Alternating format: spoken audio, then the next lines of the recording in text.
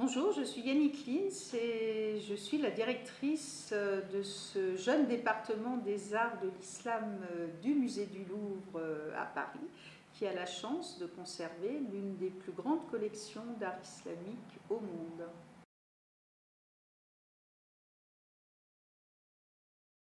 On peut imaginer, et beaucoup de gens imaginent quand on parle d'art islamique,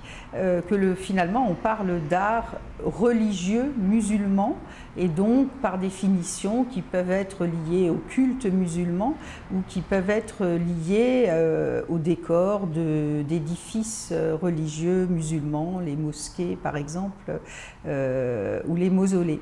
En fait, ce qui est intéressant d'abord, c'est de se dire que ce qu'on appelle l'art islamique n'est pas du tout prioritairement un art religieux,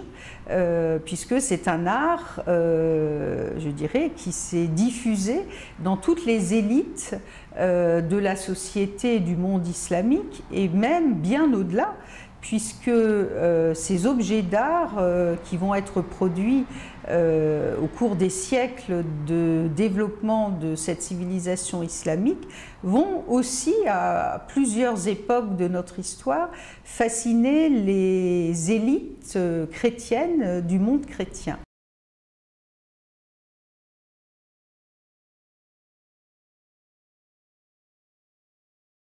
On a la trace aujourd'hui de cette fascination des élites chrétiennes pour l'art islamique, notamment dans nos églises. C'est une chose qui peut surprendre, en tout cas,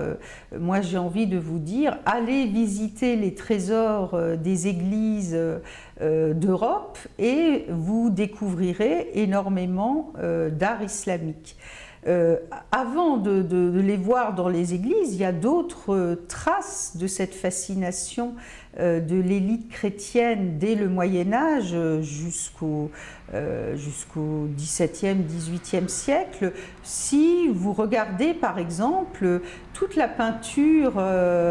italienne de la Renaissance, un artiste comme Bellini par exemple, faites attention à ces fameux portraits des vierges aux enfants, et souvent vous verrez que ces vierges à l'enfant, si souvent développées par ces magnifiques artistes de la Renaissance italienne, utilisent comme arrière-plan quelque chose qui est en fait une réalité des églises, qui sont les magnifiques textiles en soie brodés par exemple, qui servent souvent de fond de décor sur ces tableaux italiens. Alors venons-en aux trésors d'église eux-mêmes, hein, puisque j'invite tout le monde à essayer de découvrir ces trésors, et vous verrez que ce soit dans les grandes cathédrales d'Europe, en Allemagne, en Belgique, en France bien sûr, en Angleterre, en Espagne, en Italie, en Autriche, toute l'Europe est couverte de cathédrales avec de magnifiques trésors d'art islamique. Vous en avez aussi, et c'est ça qui est intéressant, et c'est des enquêtes qu'on essaye de mener pour de mieux en mieux connaître ces objets. Vous en avez aussi dans des églises beaucoup plus modestes de petites villes, et qui montrent à quel point ce qu'on considère comme être ces grandes périodes d'échange entre le monde chrétien et le monde islamique s'est diffusé largement et n'est pas simplement resté dans les grandes métropoles de l'Europe chrétienne.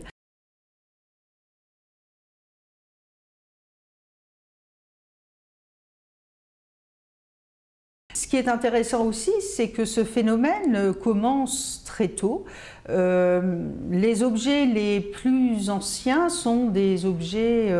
qui datent du XIe siècle. C'est donc un phénomène qui commence, pour nous occidentaux, en tout cas au début du Moyen-Âge, et qui pour le monde arabe commence, je dirais, pour l'Égypte, dans cette fameuse dynastie des Fatimides, qui est la première grande dynastie arabe de l'Égypte, avec cette nouvelle capitale islamique du Caire, et l'Égypte fatimide qui bénéficiera des matières premières, je dirais, du Sinaï, de l'Afrique, et donc notamment de l'or et du cristal de roche, va devenir un des hauts lieux de fabrication d'objets de luxe dès le XIe siècle. L'Espagne du Sud va, bien sûr, vous le savez,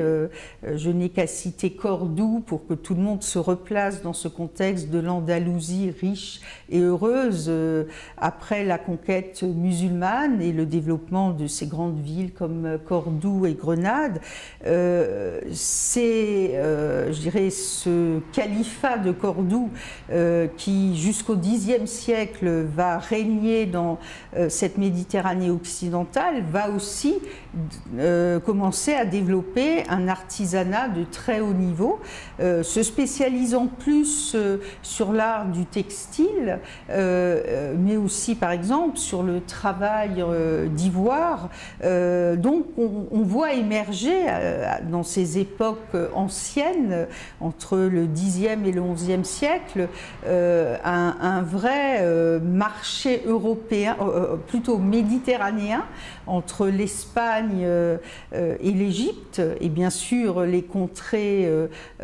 entre les deux, comme le fameux royaume de Sicile en bénéficie aussi. Donc c'est à partir, je dirais, de ces sites qui deviennent les hauts lieux d'une production artistique que l'Europe va être irriguée de ces œuvres de luxe. Voilà. Après, vous avez bien sûr d'autres périodes qui vont amener aussi ce luxe de la civilisation islamique vers la chrétienté européenne. Ce luxe, je dirais, qui se développe bien après le Moyen-Âge dans la civilisation islamique, mais qui est le temps, je dirais, de la modernité des grands empires. C'est une sorte de bouleversement qui s'opère vers le XVIe siècle, après, je dirais, un Moyen-Âge où domine en Méditerranée la grande culture arabe, et au Moyen-Orient la grande culture iranienne et turque venant d'Asie centrale. Vous avez, comme dans notre histoire au XVIe siècle, se produit cette renaissance des idées, renaissance humaniste, renaissance artistique. Vous avez le même bouleversement dans le monde islamique et l'installation, je dirais, de trois grands empires. L'Empire ottoman, sur la terre de Turquie, l'Empire safavide sur la terre d'Iran, et plus loin de nous, l'Empire moghol sur la terre indienne. Donc cette époque nouvelle va continuer avec cette chrétienté aussi modernisée du XVIe et du XVIIe siècle, alors que finalement les catholiques vont se combattre pendant cette période les protestants, et qu'on va être dans une guerre interne à la chrétienté. Ben, finalement, les chrétiens catholiques, dans leur grande tradition du Moyen-Âge, continuent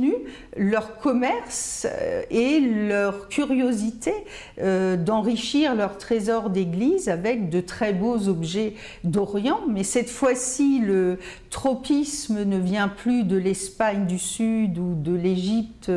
en particulier, mais vient plutôt de ces grands production de ces nouveaux empires, et notamment l'Empire ottoman, dont on connaît tous les trésors, je dirais, que l'on peut par exemple voir à Istanbul, au palais de Topkapı, et puis le grand empire iranien.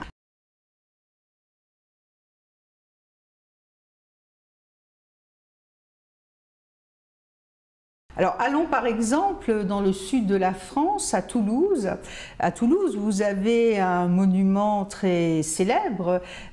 qui est la fameuse basilique de Saint-Cernin de Toulouse. Cette basilique classée monument historique depuis très longtemps, au cœur de Toulouse. Et cette basilique, qui est donc une basilique médiévale et qui jouait un rôle très important dans le culte du sud de la France dès le XIe siècle. Vous avez dans cette basilique aujourd'hui l'une des œuvres les plus exceptionnelles de ces trésors islamiques en France, dans les églises. On l'appelle, son titre, c'est le Suaire de Saint-Exupère. Alors quand on regarde cette œuvre absolument exceptionnelle, c'est une soie, ce qu'on appelle un samite dans un vocabulaire un peu plus technique, qui ressemble honnêtement dans la forme au chasuble d'évêque. Tout le monde a vu une chasuble d'évêque, ce sont ces grands vêtements amples et qui servent autant à couvrir l'arrière que l'avant, dans une sorte de grande cape. Alors pourquoi l'appelle-t-on le Suaire de Saint-Exupère? C'est que ce qui est intéressant aussi dans la pratique et l'usage de ces objets de luxe islamiques dans les églises, c'est que au Moyen-Âge, cette soie n'a pas servi immédiatement de chasuble, je dirais, aux responsables de l'église Saint-Cernin, mais ils ont d'abord servi de suaire, c'est-à-dire d'un vêtement qui a servi en fait à entourer religieusement les reliques de Saint-Exupère, qui est le grand saint vénéré dans le cadre de la basilique de Saint-Cernin. Et là, on en vient à un aspect déterminant de l'usage de ces objets de luxe, parce que ces objets n'étaient pas simplement achetés par ces hommes d'église parce qu'ils étaient magnifiques, mais, et pourquoi ils constituaient finalement des trésors d'église,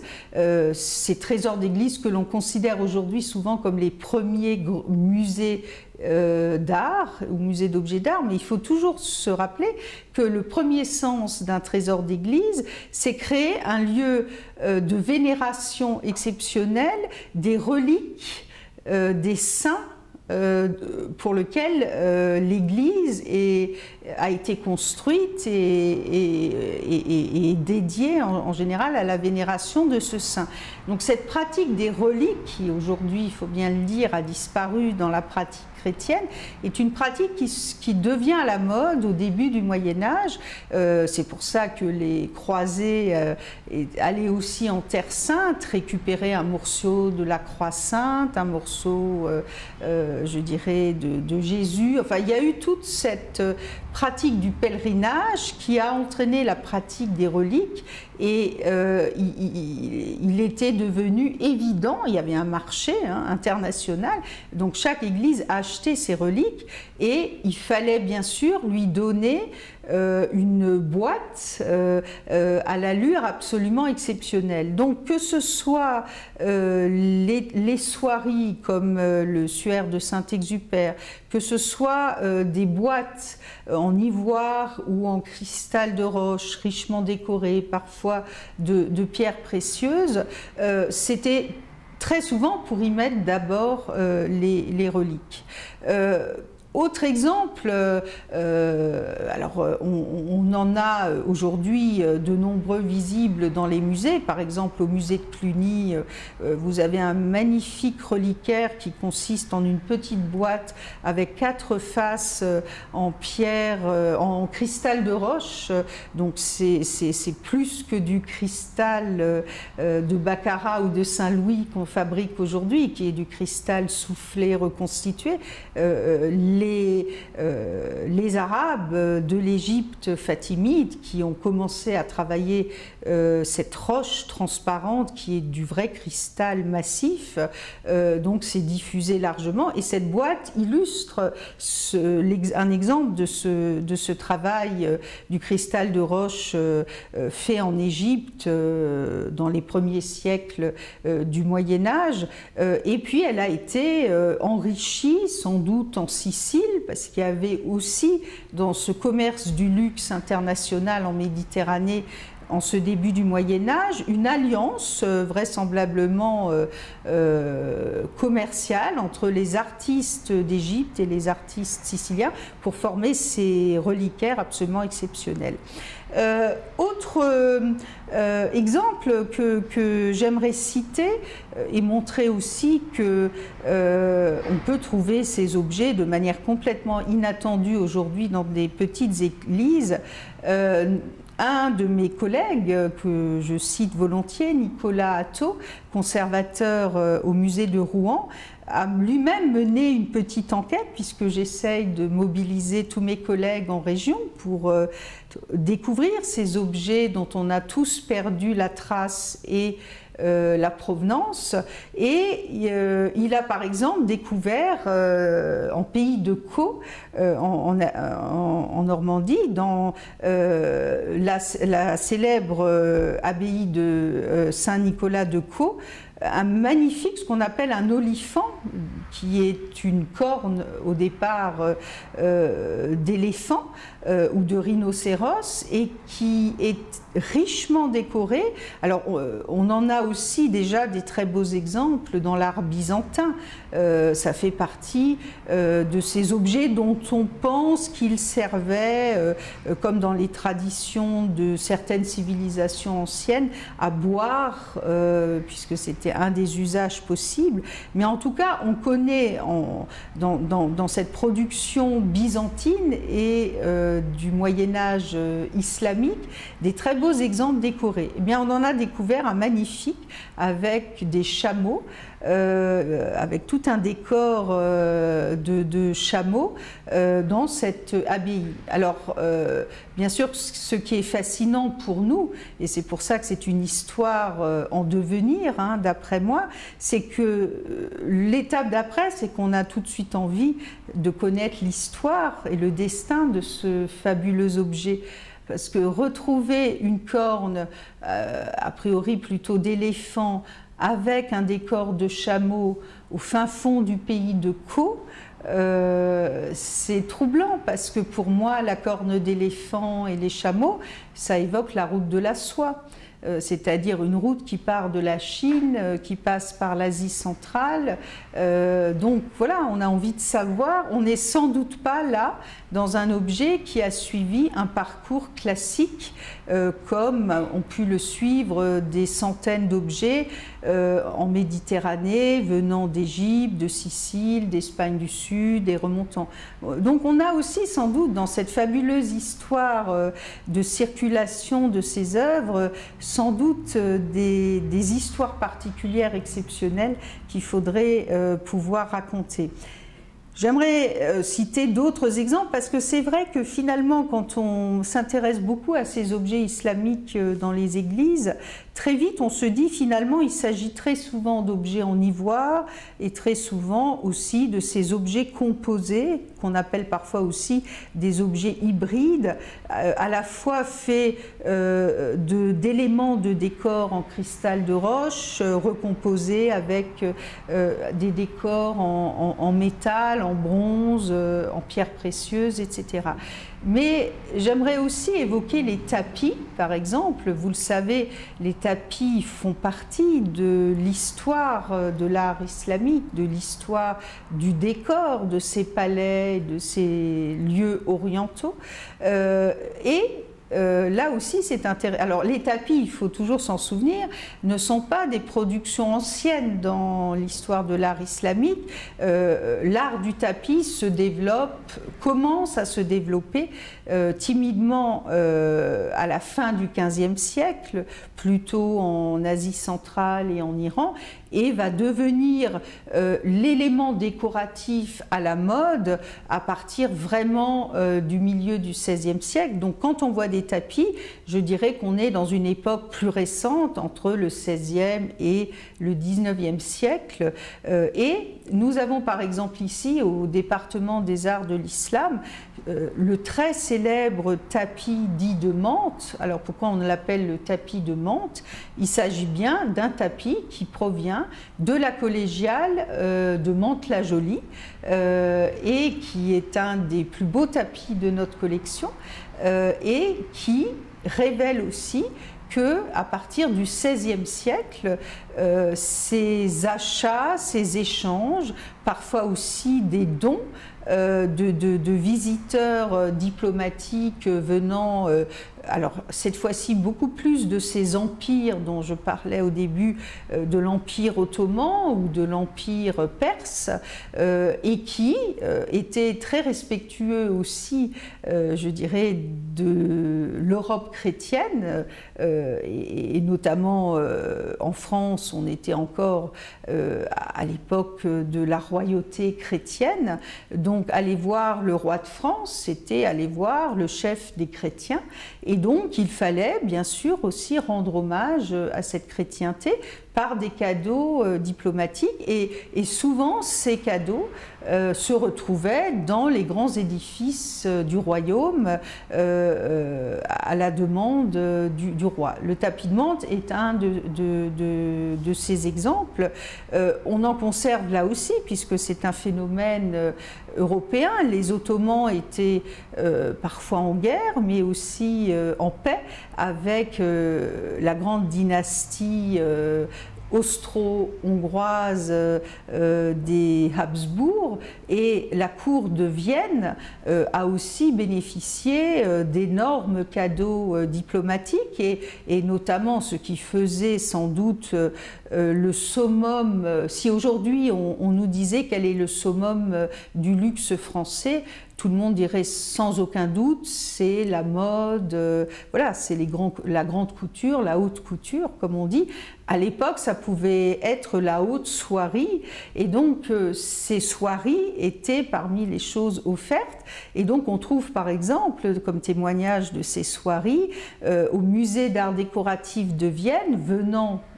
des églises de Vienne, des très beaux vêtements liturgiques, parce que cette soie a été ensuite utilisée pour fabriquer des vêtements liturgiques. Et on a parmi les plus beaux exemples de soieries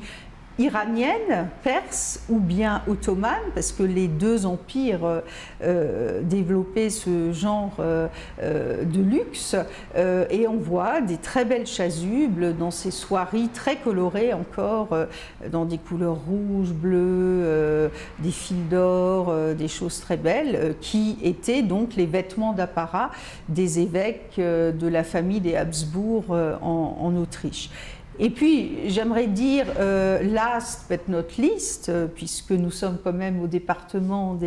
des arts de l'islam, et nous aussi, hormis le tapis de Mantes, nous avons des exemples magnifiques par leur qualité et par leur symbole. Ce sont parmi nos trésors du département. J'aimerais citer notamment cette très belle carafe que l'on voit quasiment dès l'entrée au département, et qui vient du fameux trésor de Saint-Denis, donc trésor royal, mais trésor royal de la basilique de Saint-Denis, c'est-à-dire la basilique où l'on enterre les rois de France, cette basilique qui a été en partie démantelée à la Révolution française. En tout cas, le trésor de cette basilique est arrivé au musée du Louvre. L'essentiel de ces objets sont des objets fabriqués, je dirais, dans des ateliers d'orfèvrerie européens et sont donc présentés au département des objets d'art, mais nous avons, nous, le trésor arabe de cette collection de Saint-Denis, qui est donc cette bouteille, appelée aussi aiguière, si on veut utiliser un mot un peu plus technique, mais c'est une bouteille avec une anse complètement, c'est un exploit technique extraordinaire de la part des Égyptiens qui ont réalisé ça au XIe siècle, puisqu'on prend un morceau de cristal et on le creuse. Je peux vous dire que le cristal est sans doute une des roches les plus dures qui existent, avec les pierres précieuses comme l'émeraude par exemple, mais l'émeraude, on ne fait que l'inciser. Là, cette pièce qui fait quand même à peu près 35 cm de haut provient d'un bloc qui au départ devait facilement en faire 40 de haut sur 30 de large, et puis il faut creuser l'intérieur et creuser l'extérieur pour arriver à faire ces décors absolument extraordinaires d'animaux mi-imaginés, mi-réalistes. Enfin, c'est un exploit qui reste encore aujourd'hui admiré par les artistes qui ont pu essayer de faire de la sculpture sur de la roche. Et puis, ce qui est intéressant, c'est que cette bouteille a été enrichie par un petit couvercle en or, qui lui a vraisemblablement été fait en Sicile, et puis est arrivé dans ce trésor français. Alors, on a toujours un petit mystère autour du voyage de ces objets. Bien sûr qu'on aimerait avoir un document d'archives qui nous montre le sultan égyptien en train de donner ça au roi de France et qui montrerait qu'enfin on a la preuve de ces cadeaux ou de ces échanges. Donc bien sûr que dans le détail on ne retrouve pas les éléments, on est dans une histoire ancienne qui remonte au XIIe siècle. Mais en tout cas, de fait, cet objet est arrivé et a dû être fabriqué sans doute à l'origine pour devant être un cadeau diplomatique du calife, non pas du calife, du sultan fatimide au roi de France. L'autre objet que j'appelle moi souvent la Joconde du département, qui est le fameux baptistère de Saint-Louis. Alors on est aussi dans un objet qui est tout à fait caractéristique de l'art islamique, qui c'est l'art du travail du métal incrusté, et notamment de ces grandes formes de bassins qui servaient de bassins de libation. Donc c'est cet art, je dirais, du métal incrusté qui se développe dans tout le monde islamique dès le XIe siècle et dont les Mamelouks d'Égypte, à partir du XIVe siècle, vont en faire un art absolument extraordinaire de capacité de décors, de décors sculptés, de décors incisés. Donc imaginez ce baptistère complètement couvert, qui est quand même un baptistère qui fait à peu près 70 cm de diamètre, donc on est sur un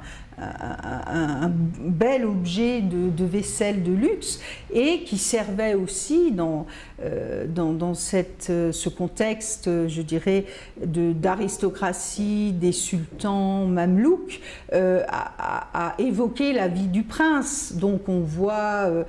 tout un imaginaire du sultan mamelouk en train de chasser, en train de faire un banquet, de chasser le vautour, de chasser la gazelle. Enfin, on imagine cet univers luxueux du sultan mamelouk. Le bassin est signé d'un des grands artistes mamelouks de l'époque, et ce bassin, par l'épisode des croisades, et notamment vous savez que le roi Saint-Louis, Louis IX, a été en croisade lors de la 8e croisade, plutôt du côté de l'Égypte. Donc ce bassin est arrivé dans le trésor royal et était conservé à la chapelle de Vincennes jusqu'à la Révolution française, et ce qui est tout à fait, je dirais, pour nous aujourd'hui qui vivons toujours un peu ce rapport entre la chrétienté et l'islam dans un choc des civilisations, eh bien ce bassin du sultan mamelouk est devenu le baptistère pour baptiser tous les rois de France, du royaume chrétien de France. Voilà, donc c'est l'exemple final pour moi, pour évoquer, je crois, une part de cette histoire des échanges